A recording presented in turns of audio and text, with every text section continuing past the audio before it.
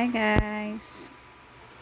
Ang tutorial natin ngayon ay kung paano mag-delete ng search history at watch history sa ating YouTube account gamit ang ating Android phone. Ayan. Punta lang tayo sa ating library. Pindutin ang history. Yan. Meron tayong search button dito sa taas. Pindutin lang natin. Kung ang gusto nyong i-delete ay yung search history. Kung gusto mo i-delete yung isang sinearch mo lang, i-long press mo lang yung gusto mong i-delete. Then remove. Ayun.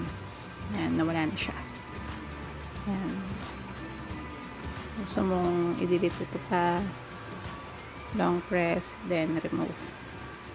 So, kung gusto mo naman i-delete yung lahat ng search history, back mo lang,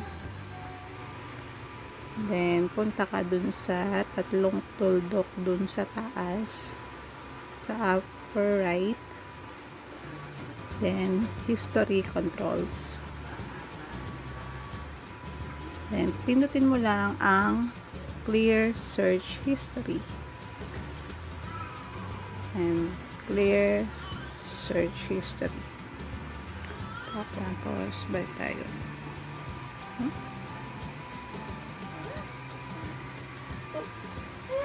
Ayan, wala na.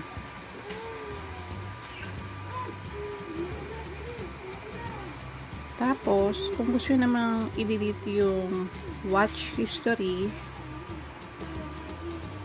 ito yon yung mga pinapanood mo.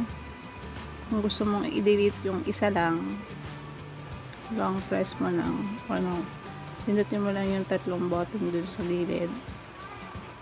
Remove from watch history. Okay.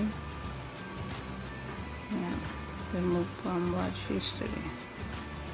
Kung gusto mo naman i-delete yung buong watch history, balik ka ulit dun sa tatlong tuldok sa taas. History controls and clear watch history.